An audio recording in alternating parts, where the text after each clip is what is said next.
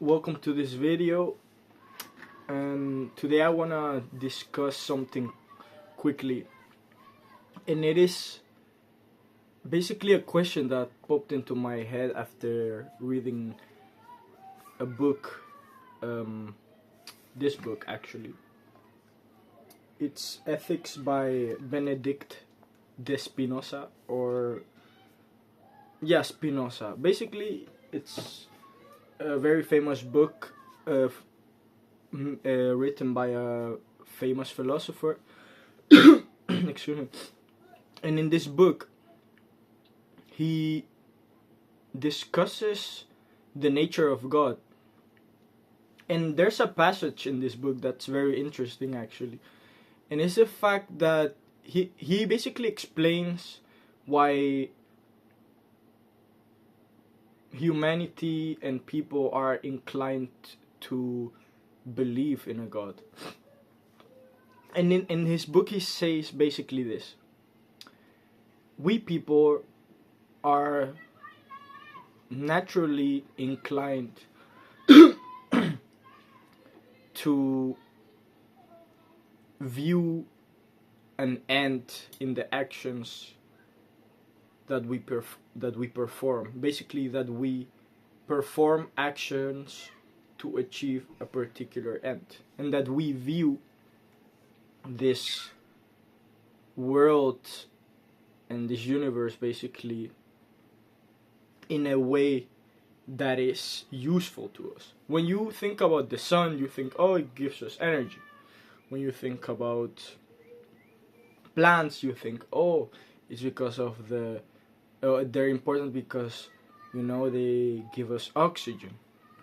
When you look at the structure of the human body, you're completely in awe because everything works together perfectly, so we can live and we can perform all of the actions that we are capable of, And basically, this constructs a very self-centered view of this world, of this universe. And what Spinoza says in his book is that by us having this view, when things get so complex and so complicated that we cannot explain it by reason, maybe, then we are quick to turn to these ideas of a higher being, in this case God, because we have this idea that this world is so perfect. Perfect is basically so unbelievably complex and optimized for us to live in it, that there must have been a purpose behind it, that there must have been someone that made it that way specifically for us to exist within it. And that is where the idea of God comes in. And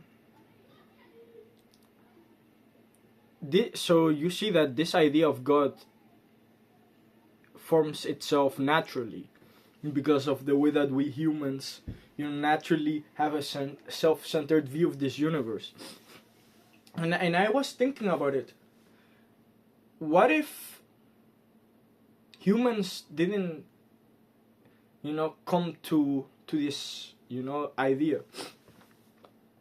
Because religion and believing in a God, in the kind of God that most religions, or at least Abrahamic religions, refer to, is it is someone to abide by the rules that someone makes. So basically, it gives you a kind of direction to live. You know, it gives you a kind of purpose in life to fulfill. Because if you're deeply religious, and something that people were, you know, throughout most of history, then that in itself was kind of the goal of mankind, to abide by the rules of the religion. So, you know, you can do your so you can build a relationship with God, so that He grants you, you know, that the best in your life. So basically, the goal of life was to abide by these rules. And that's what gave direction and purpose to lives, you know, and still gives in, you know, in this modern world. But I was thinking, if what if someone thinks that this world has no God, or like deeper meaning like that, and what if religion doesn't play that big of a role anymore, like it has been doing? It has been declining. What is then the purpose that people will adhere to, you know? Because I think that's an important question, because living a life of meaning is fulfilling to us humans, you know. It's something we crave. And that's where Spinoza's description of God really resonates with me, because his description of God is not the conventional one. It's not that it's a deity that basically resembles us and makes decision based upon our behavior. Spinoza says that, well, he describes God as the universe itself, basically. That's my interpretation of what he says. He says that God is the essence, is equivalent to the essence of this universe, and that everything that is in this universe is an extension of God, that everything in this universe has been determined from the nature and essence of God alone. And I started thinking, this is basically saying that God is the universe, because, well, the understanding of the universe that you can find in kind of science and physics and stuff like that. So basically, it says that God has a particular nature that is eternal and unchanging. And he says that God cannot intervene anymore by free will. So basically, God cannot make contingent